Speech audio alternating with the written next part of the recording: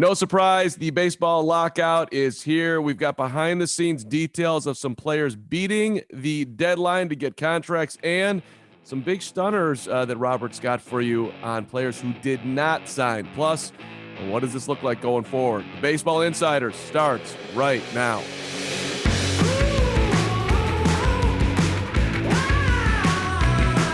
So Robert Murray, our Baseball Insider, my hero, despite some of your food deficiencies.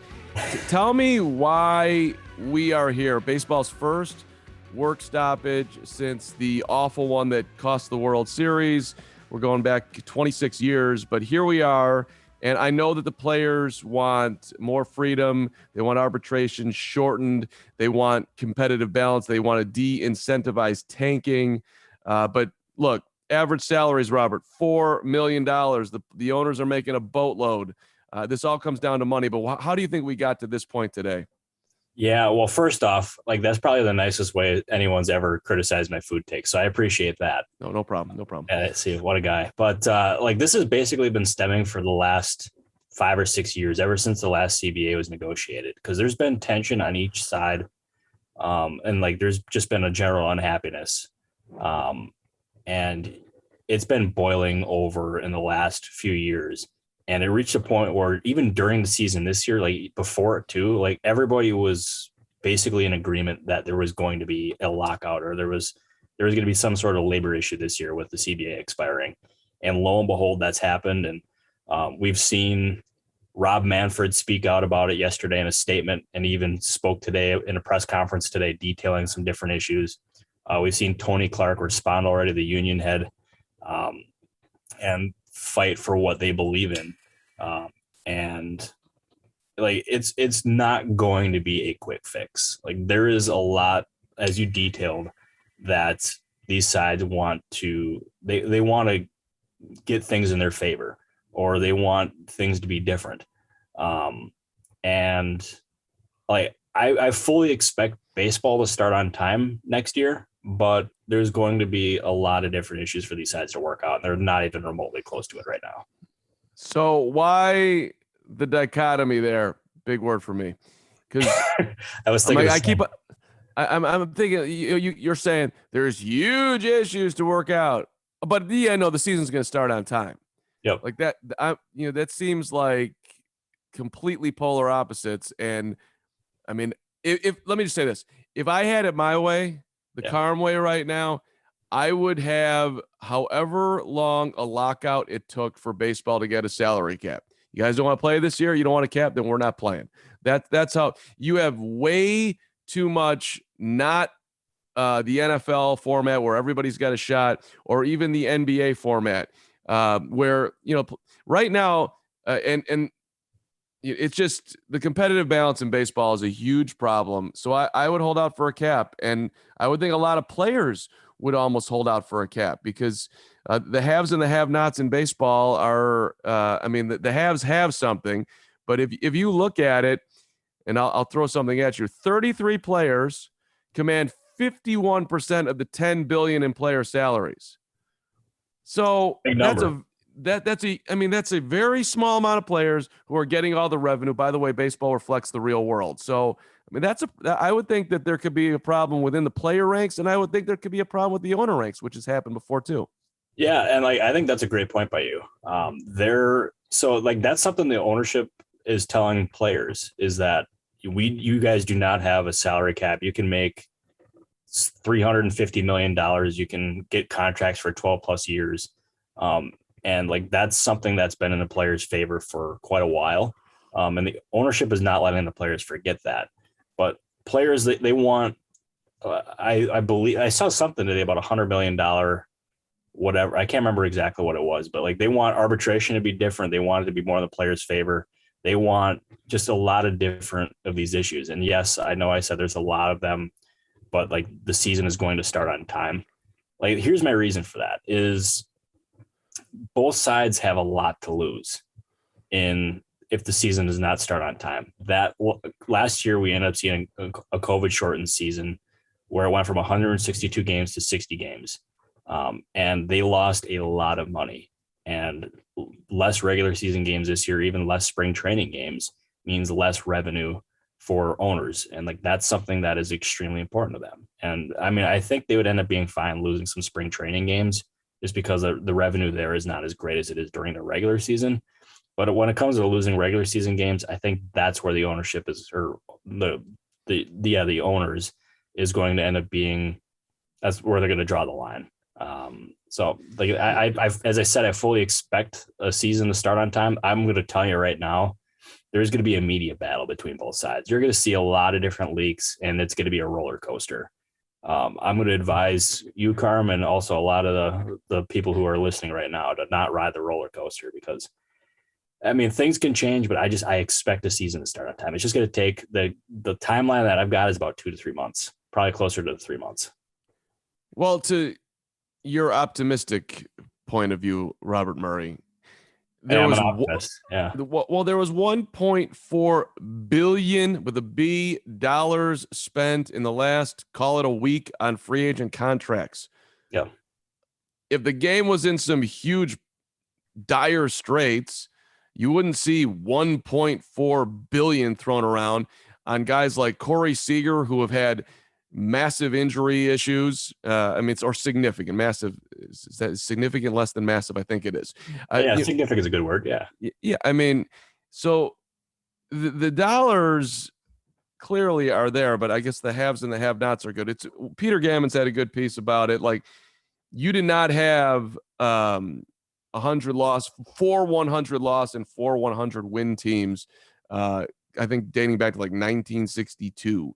And now you're seeing it because the haves with money, who can spend, well-run organizations will throw that in there too. They're winning 100 plus, and teams like the Orioles, Pirates, Royals, they're tanking.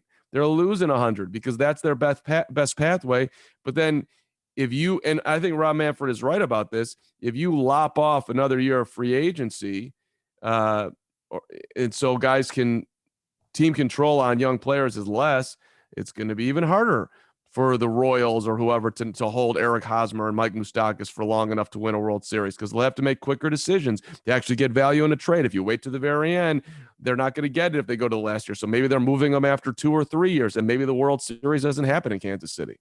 Yeah. And like, that's also, I feel like I'm a broken record saying it, but another great point. It's so to go off your original point of the 1.4 billion spent, like that, I think a lot of it stemmed from the uncertainty from both sides. Is these, like, the owners and the players, they don't know what the next CBA is going to look like. From the players' perspective, they were worried that the next CBA would benefit the owners, and the owners were fearing that the next CBA may benefit the players. Hence why you ended up seeing more aggressive teams here in terms of spending free agents and players wanting to go off the board quicker.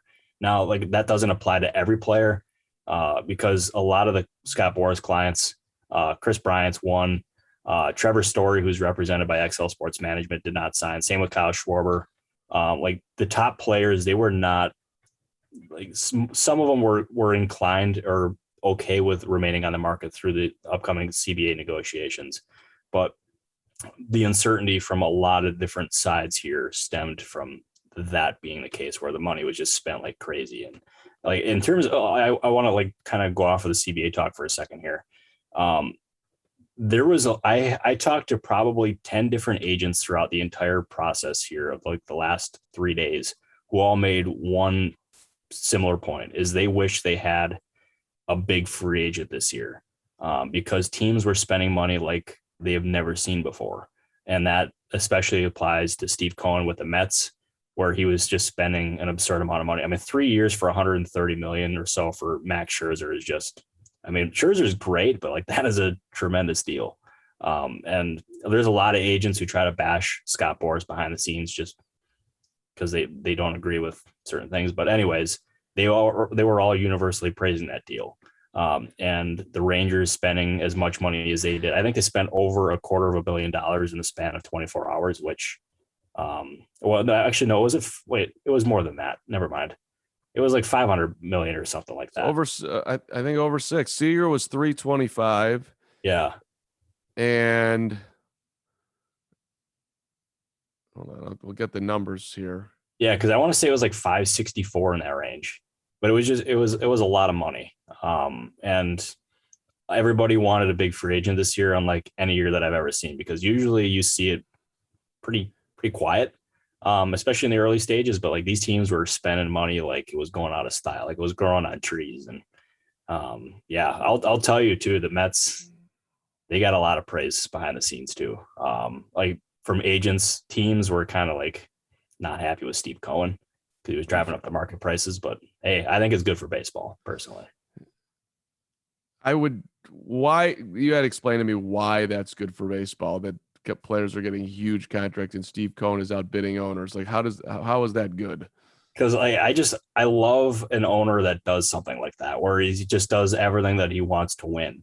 And I don't agree with like his Twitter comments or anything. I think he should probably tame it down on Twitter. Don't get me wrong, but I think Steve Cohen he's good for baseball, and the fact that maybe he ends up getting other owners to spend more, or just trying to be more competitive. Because like as you said, like players want less incentive to tanking for teams, and I think players want that. But I also think Cohen is kind of like maybe he gets the owners from sitting on their tushes. I didn't think I'd use the word tushes today, but here we are. Well, it was an excellent use of tush. I mean, I think that, look, he might be good for baseball from a rich owner standpoint, that other rich owners are going to step in and compete with him. That's possible. But as far as widening the gap between the haves and the have-nots, the billionaire who was investigated for insider trading, he's doing that. So I would portend that that's not good for baseball. And let me give my calm message to baseball. And let me just cut through a narrative that annoys the living daylights out of me. The fans are not leaving. I am not leaving. I do not care how long the lockout is. If you sit out for 3 years and you come back, I will be there. I will go to Guaranteed Rate Field. I will go to Wrigley Field. I'll drive up to Miller now, whatever, American Family Insurance Ballpark. I'll be there. You know why? Because you got me. I love baseball. I love hot dogs. I love sunshine. I love family. I love my summer. You don't have to worry about losing the fans. And I know that they know this, but it's not said enough, because I hear you can't lose the fans. Sosa and McGuire brought back baseball in '98. Maybe that's true to a little bit of a point, that the game came back quicker, but people were going to come back. That was just a jumpstart. That was literally steroids on steroids to get baseball back.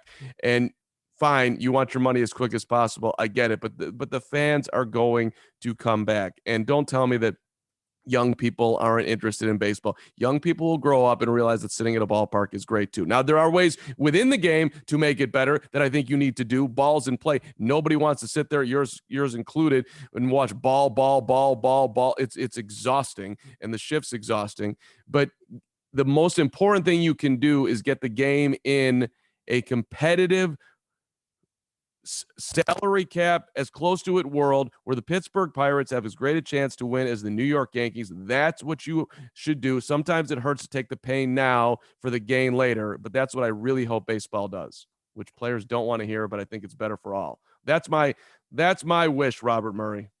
Boy, how do I follow that up, Carl? That was a very passionate speech there. Like, well, and I also think you're right too. So I'm agreeing with you a lot. I gotta change that here. Okay, but agreeing with me is a brilliant move by you. Who wouldn't agree with everything I say?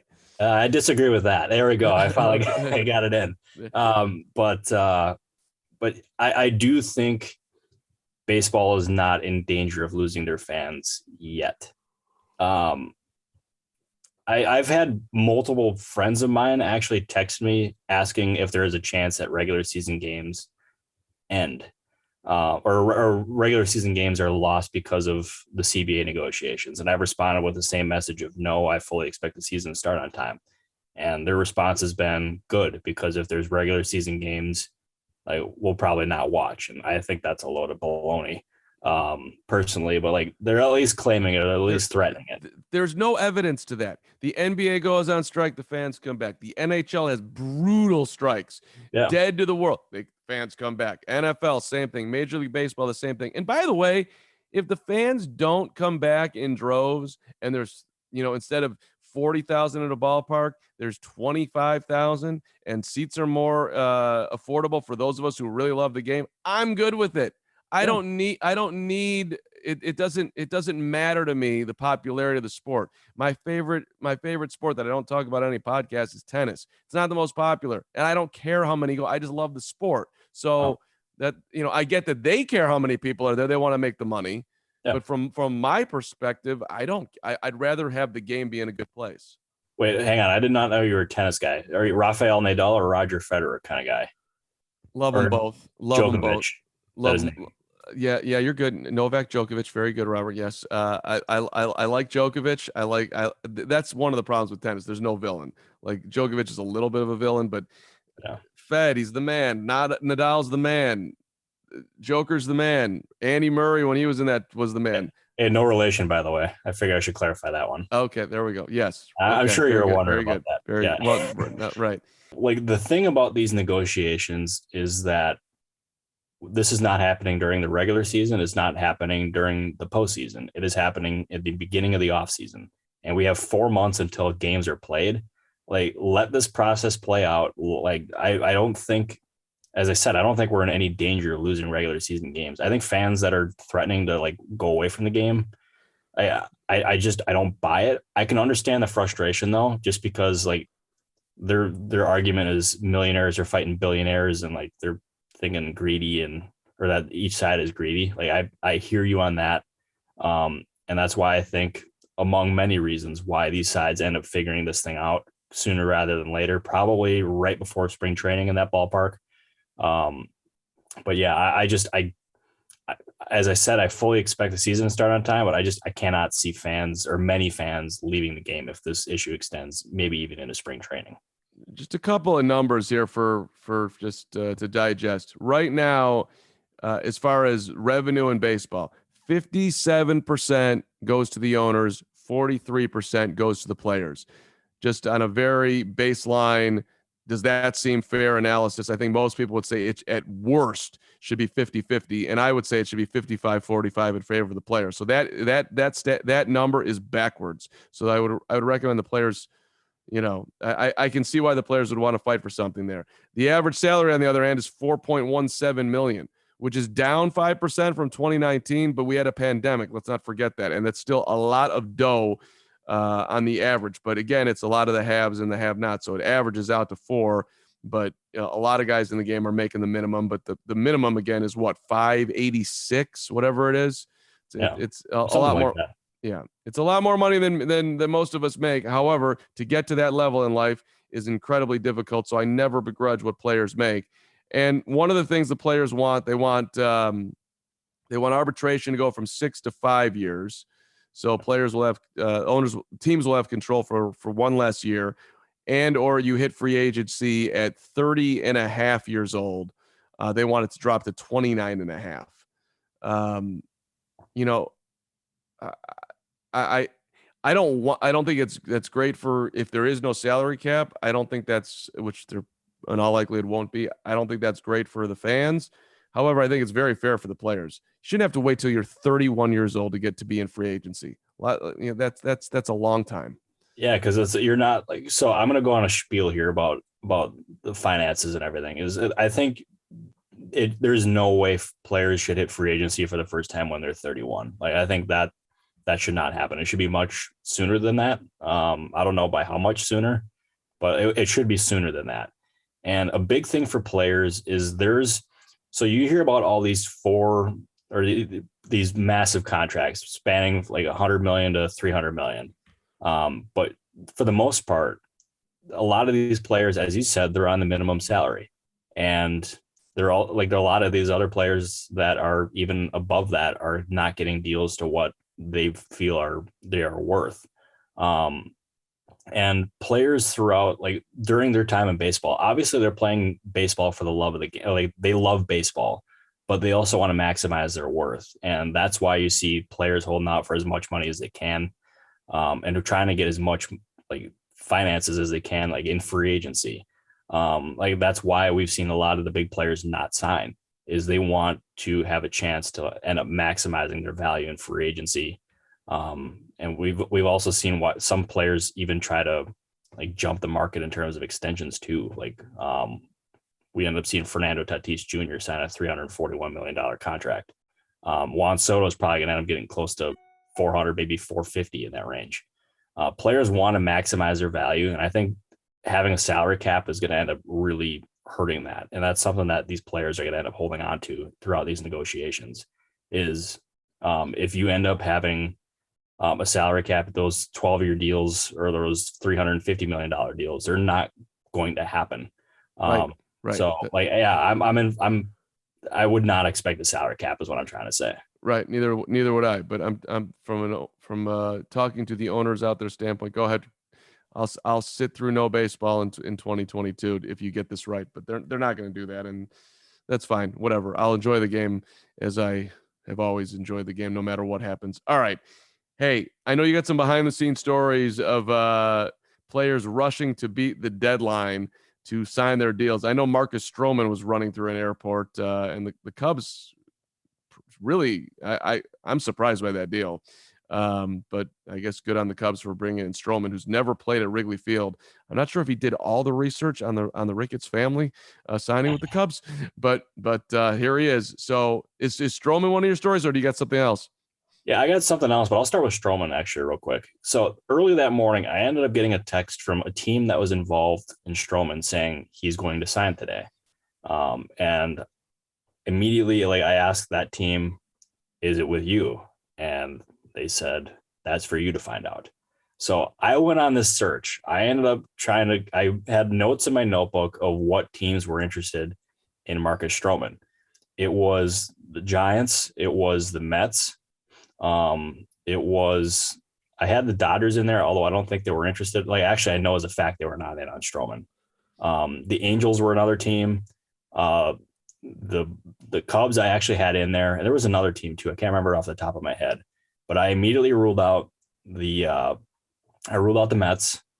I ruled out I ruled out the Dodgers. I ruled out the Angels, and in my notebook, I was down to the Giants and the Cubs.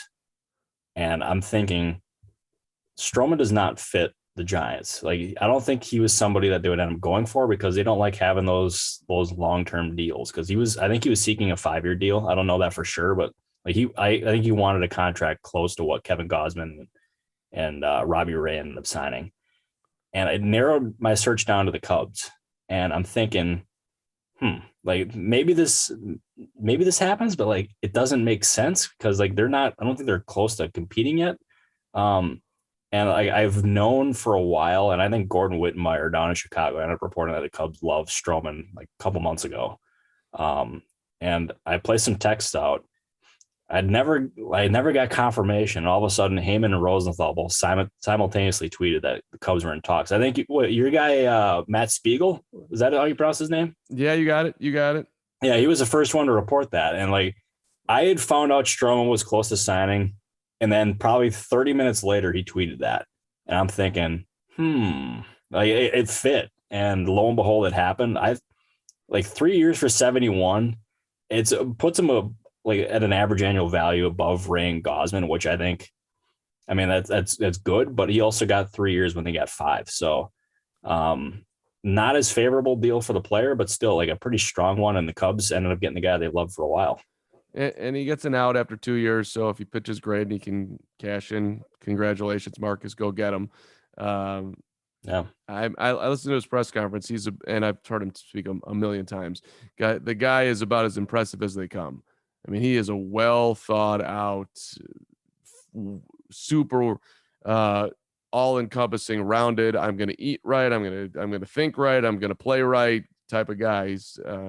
So I don't know. He's talked about in his press conference, can't wait to play at Wrigley Field. It's, sold out every single day. I'm like, dude, you have not been watching the Cubs.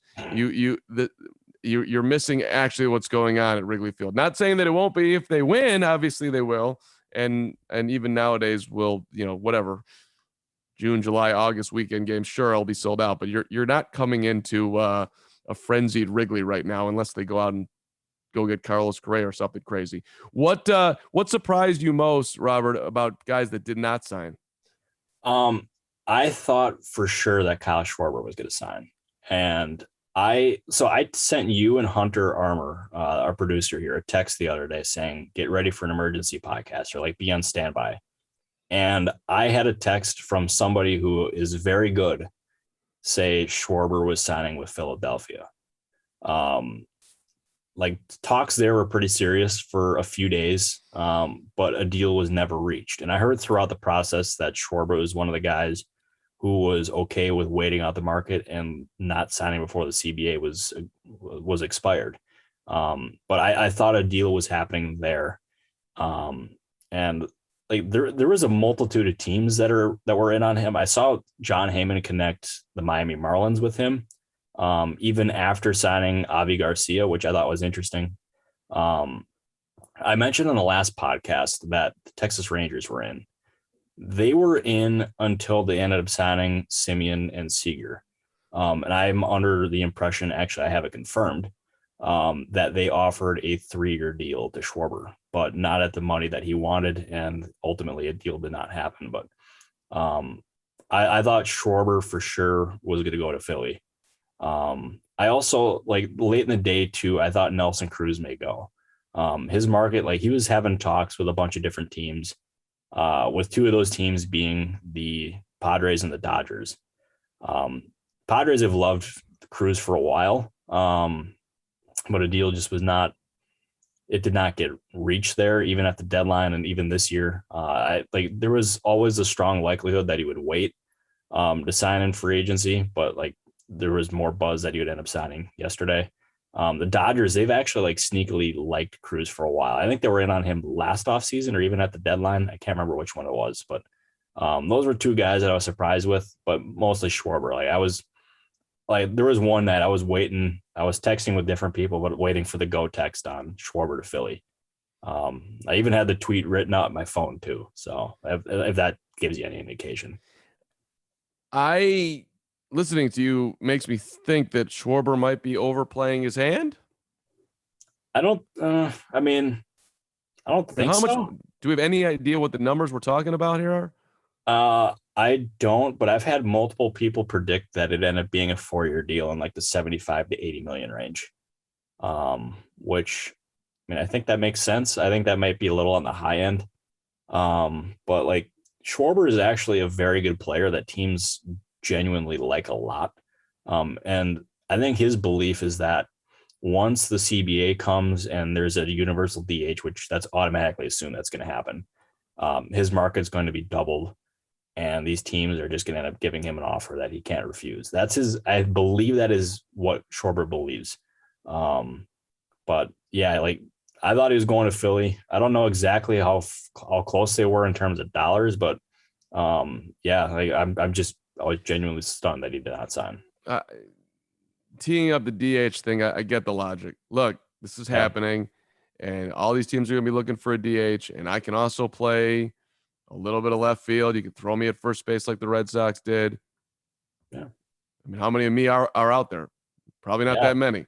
No, there's no. And sorry for cutting you off, but a point that I want to mention too with Schwarber is he's a perfect fit in Philadelphia. He can be a leadoff hitter, which is something they desperately need, but he's also like their hitting coach is Kevin Long, who is the one who unlocked everything with him with the Washington Nationals and basically changed his career. Like those guys are extremely close. And Schwarber, like I believe the interest there was very mutual. But it just, a deal did not happen. As I said earlier, it always comes down to finances. And like, that's why a deal was not reached, but like, that is going to be one that is firmly on my radar when the CBA is eventually agreed to. That's interesting, by the way. Am I sleeping on that Kevin Long unlocked Schwarber? Because that's first news to me. So if it hasn't been, either you're writing that or I am. Let's go deep on a Kevin Long Schwarber. How did this happen? How did Kyle Schwarber shed the weight that was the Chicago Cubs and become one of the more sought after free agents who was willing to sit through the lockout piece? What do you think? Yeah. So I've done some digging on this. I can't remember all the details in my head. But Schwarber with the Cubs, they were having him do stuff differently that was not good for him.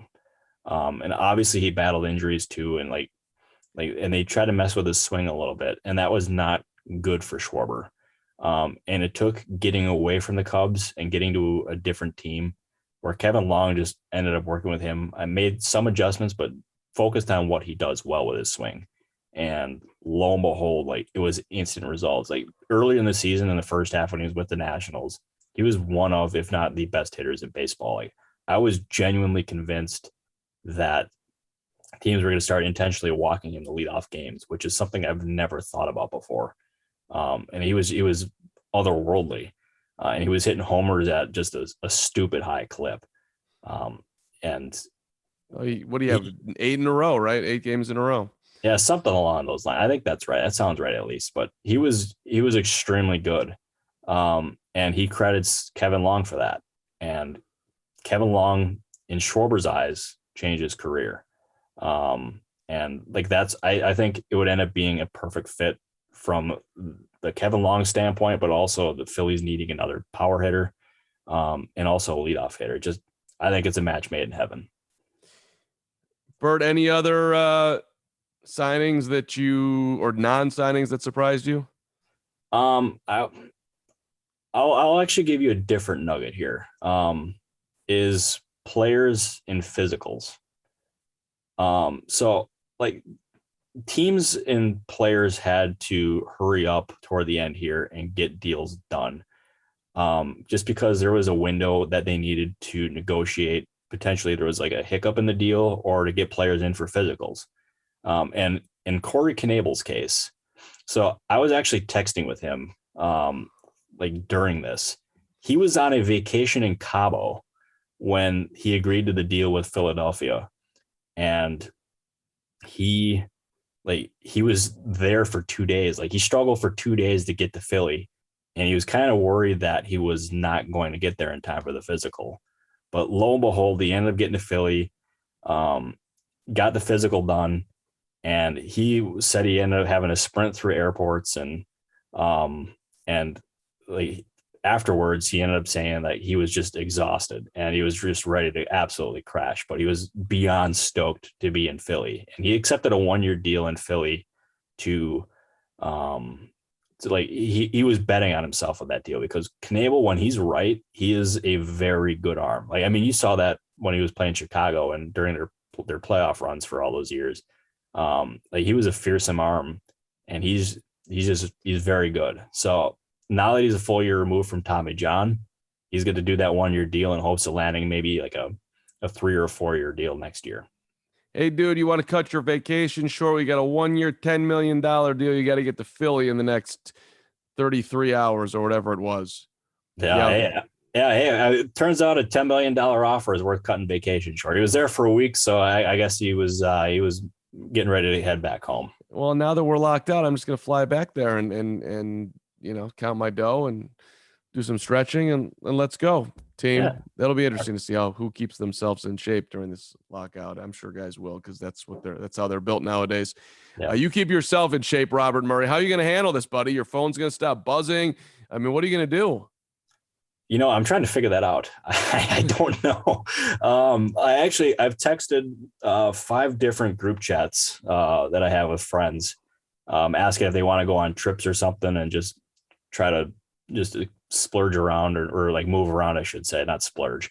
I'm a writer after all, but anyways, like it's I'm hoping to go on vacations. Otherwise I have no idea what I'm going to do. Probably hit the gym a lot too. I was there for an hour and a half this morning, Carm. I got a good chest and back workout in, so we're feeling good today. It took you an hour and a half to do chest and back? Oh, dude, when I get my lats going, holy cow, I could probably fly out of the gym with those things, Carm. Okay, Robert Murray ripping up the lats. You're darn right. Oh boy, yeah, lat pull downs are like, yeah, I do. That could be a second career for me if possible. If we did a push up off right now, how many in a row could you do? Oh, I'm pretty good at push-ups. Yeah. How many? I'll give me 35. You think you 35 push-ups? Yeah. And on the next pod, should we do a dual push-up? Who wins? You 35 versus my 48. Okay, I'm going to change my guess to 49. Yeah, I haven't done a push-up in a while here. I would bet on you significantly, but maybe we'll do this. I'm all for the entertainment. Yeah, hey, I'm down. Listen, for anybody who listened today and hated my take on, I'm not coming back, Carm. If they strike and they miss the season, I'm out. Feel free to hit me up on Twitter. I will make you a bet that you will be back. I've heard it way too many times. So, making bets, Carm. Oh, make boy. a bet. You'll be back. I'm gone. I'm never gonna watch. Yes, you will. Yes, you do. Yes, you are. We love what we love in life. Which is why I drink my tea in my On the Mark mug. Because, oh man, can I get one of those? Yeah, I'll send you one, buddy. Yeah, because that's sick. I love that branding. There's at least 7 of these circulating around in the coffee drinking world. Damn it, On the Mark, baby. Robert, great stuff, man. I love the behind the scenes. Great stuff on Schwarber, particularly. And, I appreciate that. I try my best, at least. And fingers crossed for real that the lockout is short and baseball gets to a very good spot, because that would be the best outcome, obviously. Ratings are great. Reviews are amazing. We love all of you. I'll see you next week, Robert Murray. I'll see you there. And I'll echo what Carm said. Reviews and all that good stuff is very appreciated. Yeah, and hey, lockout or no lockout, this podcast continues to roll on. We'll figure out something to talk about. You're darn right. We'll see you next time.